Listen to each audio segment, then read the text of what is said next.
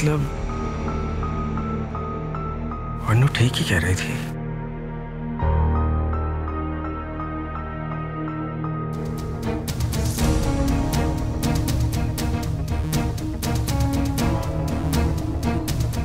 सर्वधर्मं परित्याया मम एकम शरणम वजा अहम त्वाम सर्व पापोभ्या मोक्षामि मम सुखा।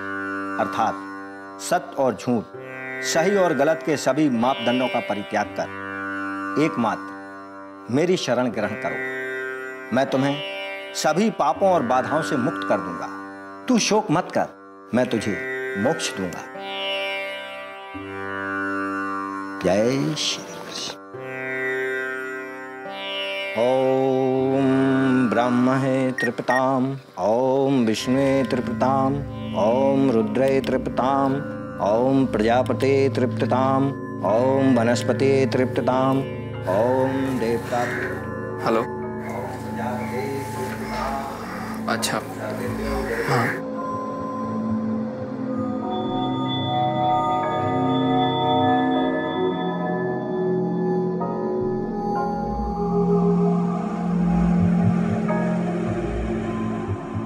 क्या हुआ यार?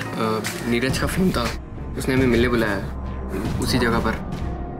अरे लेकिन इस वक्त क्या हुआ? क्या कहा उसने? कुछ बताया? क्या लिखा रिपोर्ट में? उसने बस यही कहा कि जो भी पता लगा हिला देने वाला है।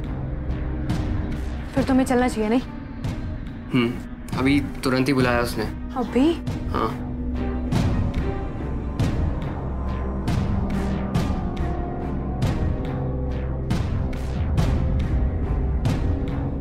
चलो।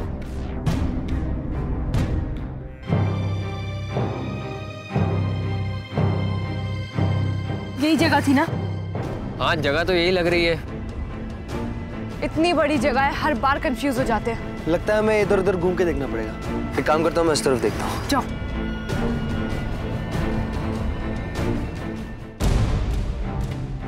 नीरज, नीरज,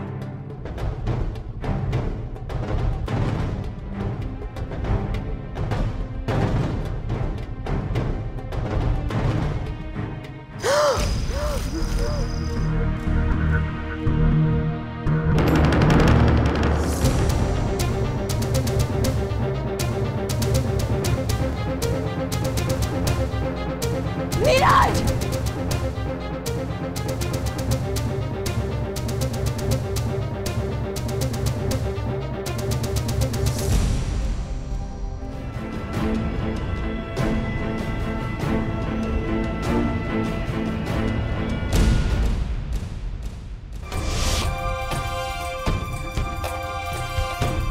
तुमने ही मारा ना इसे?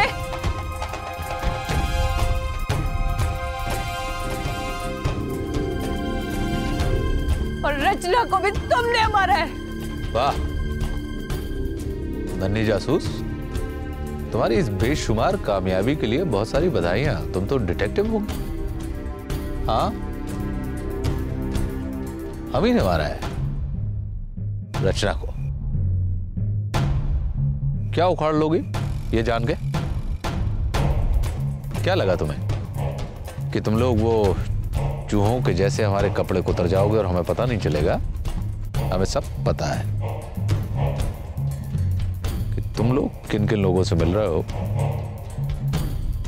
और कौन कौन लोग हैं तुम्हारे साथ इस पूरे अभियान में।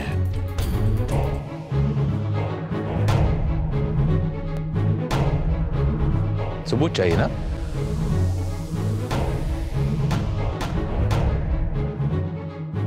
ये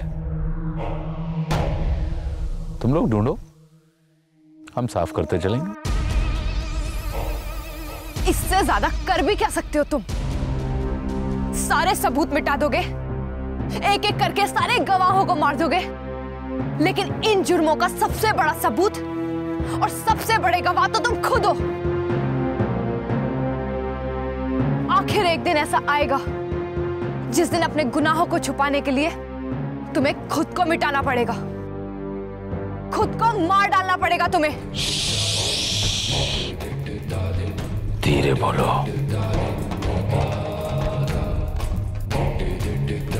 मुर्दे जाग जाएंगे। अब हमें समझ में आया कि तुम दोनों पक्की सहेलियां क्यों थी। तुम दोनों ही एकदम मूर्ख हो, एक जैसी।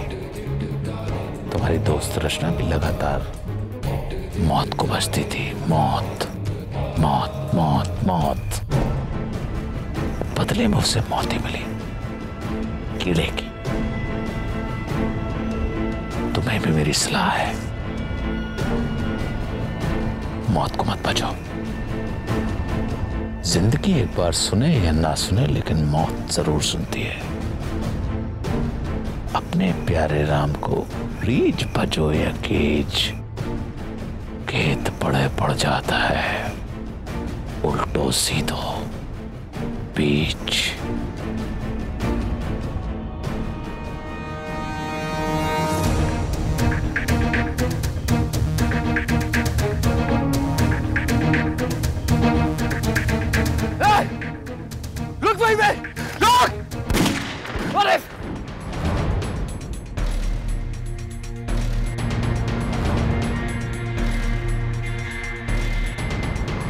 एक इंच दूर से निकली है ना गोली।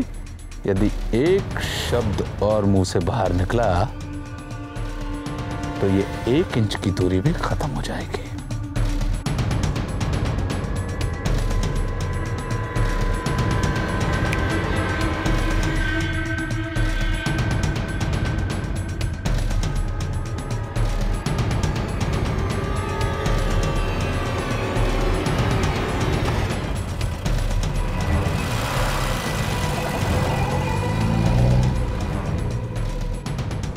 नीरज, उसे भी मार दिया। बच्चे कैसे हैं तनु और कुणाल? सब ठीक है। वो आज स्कूल था ना, इसलिए आ नहीं पाए। अरे तो आप प्रसाद उनके लिए भी ले जाइए ना। रचना बेटा, एक कटोरी लाना। और इसमें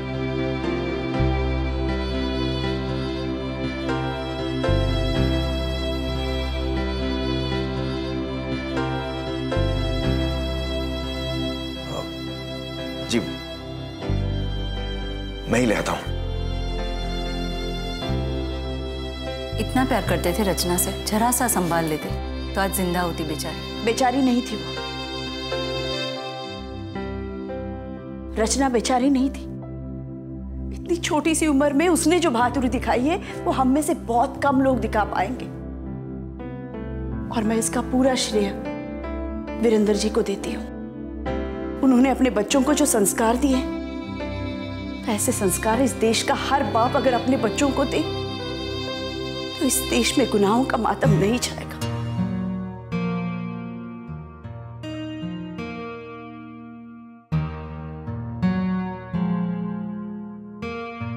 पता नहीं रचना के जज्बे से कुछ सीख लेकर हम कब कुछ कर पाएंगे। पागल हो गए हो तुम लोग, पागल हो गए हो। अकेले जाने की क्या जरूरत थी? मुझे क्यों नहीं बताया? वो बिल्कुल टाइम नहीं था, सब कुछ बहुत जल्दी जल्दी में हुआ। अरे तो कम से कम बच्चा सिंह को लेके जाते। कोई भी कदम उठाने से पहले 2 बार सोचो। ठकराल से भिड़ने जा रहे हो, कुछ भी हो सकता है। और इसी तरह अकेले अकेले अगर तुमने कुछ किया ना तो हमारे लिए और भी मुसीबत खड़ी हो सकती है। नीरज के बारे में कुछ पता लगा क्या? नहीं, उसकी कोई खबर नहीं है। उसकी बॉडी का भी अभी तक कोई पता नहीं चला। और अगर तुम लोग नहीं सुधरे ना तो इसी तरह किसी दिन तुम लोग भी गायब हो जाओगे।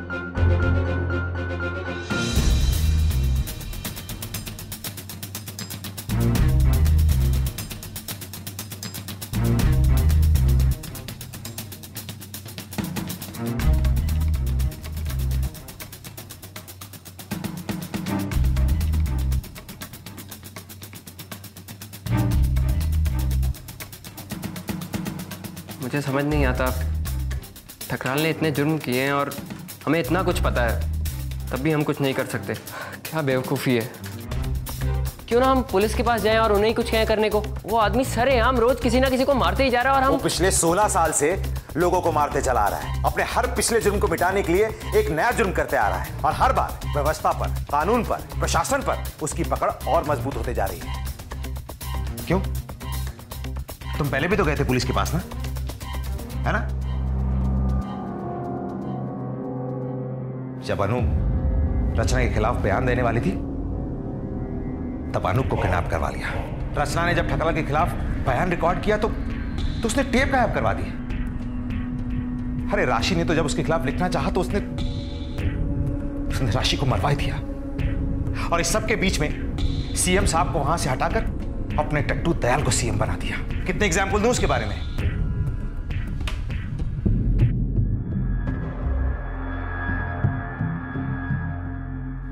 हमें बस सही समय का इंतजार करना होगा। हम सिर्फ सही वक्त का इंतजार करते रहेंगे और यही खड़े रह जाएंगे। कुछ नहीं होगा, कुछ नहीं होगा। होगा, जरूर होगा।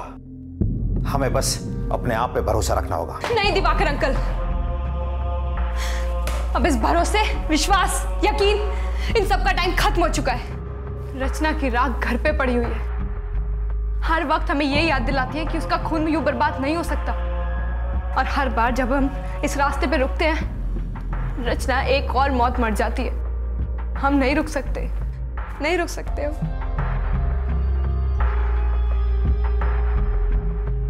मैं नहीं रुक सकती, लेकिन हम इससे आगे भी तो नहीं बढ़ पा रहे ना। एक छोटी सी उम्मीद मिली थी, वो भी चली गई। एक बार फिर सारे सबूत चले गए। आपको पता दिवाकर अंकल मुझे कैसा लगता है ये जान के कि ठकराल ने रचना को मारा। वो खुद से ही मेरे सामने रचना के खून का इल्जाम मान रहा है और मैं कुछ भी नहीं कर पा रही।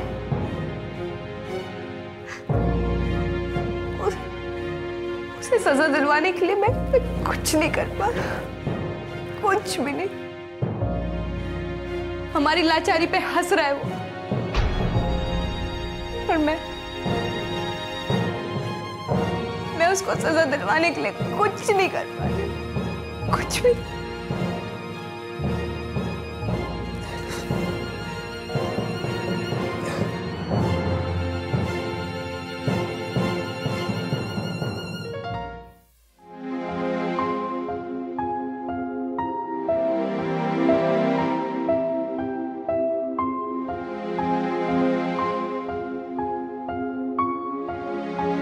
सेठ, जब तक अन्नू नहीं मिलती मैं चैन से नहीं बैठ सकती।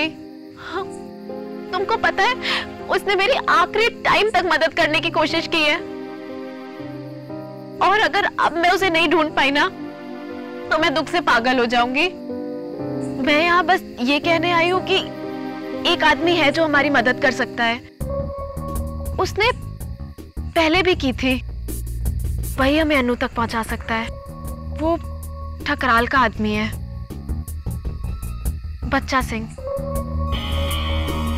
सिर्फ तुम ही ने कहा था ना कि हमेशा अपना हक पाने के लिए सीधा रास्ता लेना जरूरी नहीं है, और तुम्हारे साथ इतने बड़े स्टूडेंट ग्रुप का भी सपोर्ट है।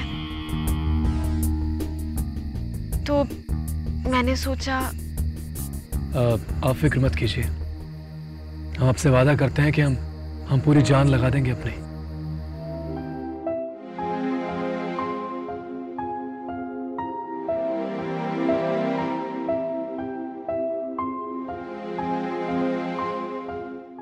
कितनी अजीब बात है रचना, जब हम आपकी मदद कर सकते थे, आपका साथ दे सकते थे,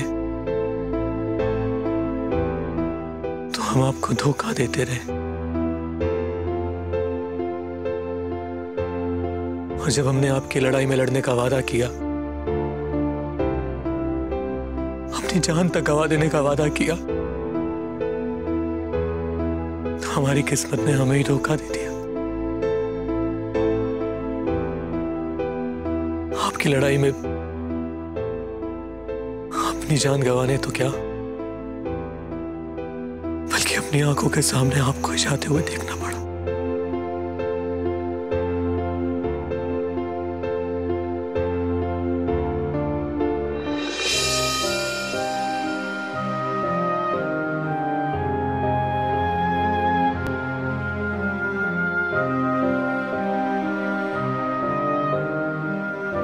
वो दिन आएगा सिर्फ, जरूर आएगा, जिस दिन तुम अपना वादा पूरा करोगे।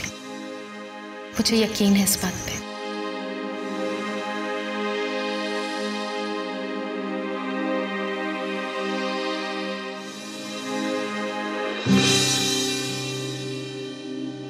पता है, मुझे तो कभी कभी लगता है तू यहीं इस घर में कहीं छुपी हुई है और अचानक कहीं से बाहर आ जाएगी, पर्दे के पीछे से, किसी अलमारी से।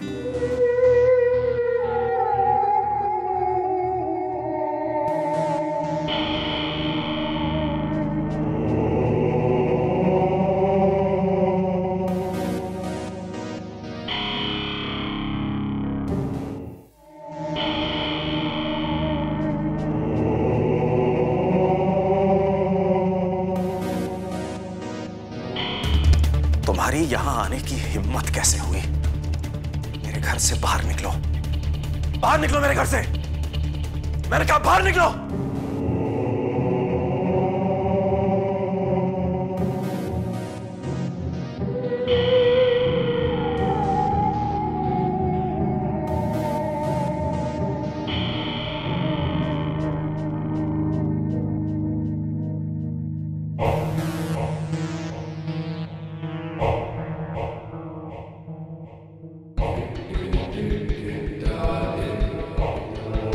बड़ा हृदय विदारक दृश्य, मर्मस्पर्शी। माफ कीजिएगा, हम पहले नहीं आ पाए अपना शोक व्यक्त करने। बाहर निकलो मेरे घर से।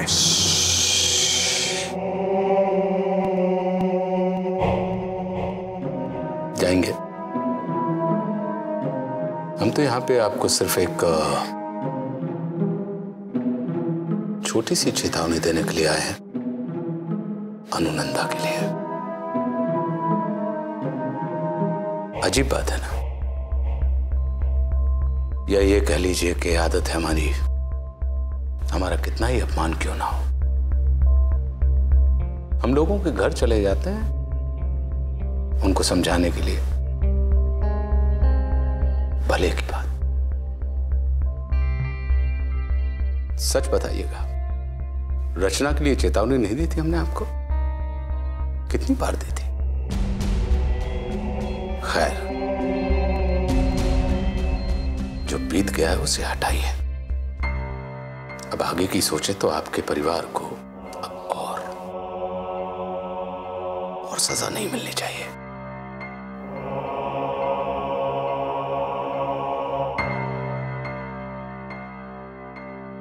आप अपनी बेटी को तो खो चुके हैं,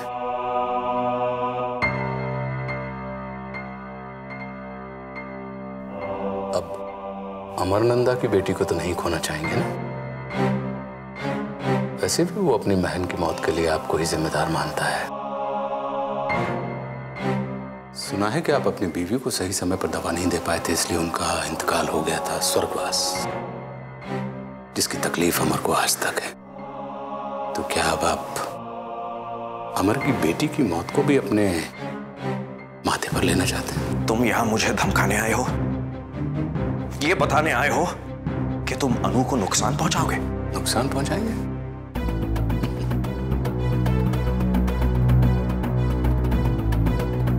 सिर्फ नुकसान पहुंचाए तो गनीमत समझिएगा मेहता साहब। हम आखिरी बार आपके घर पे आए, दोबारा कभी नहीं आएंगे। हम तो आपको यहाँ पर एक प्यार भरी सलाह देने के लिए आए थे। अपनी बेटी की लड़ाई से क्या हासिल कर लिया आपने? अब क्यों एक और शहीद अपने परिवार में देखना चाहते हैं?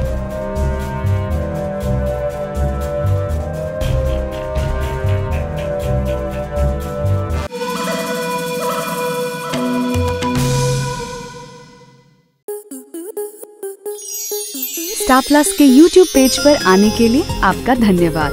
अपने फेवरेट शोज देखने के लिए subscribe to Star Plus YouTube page and hit the bell icon.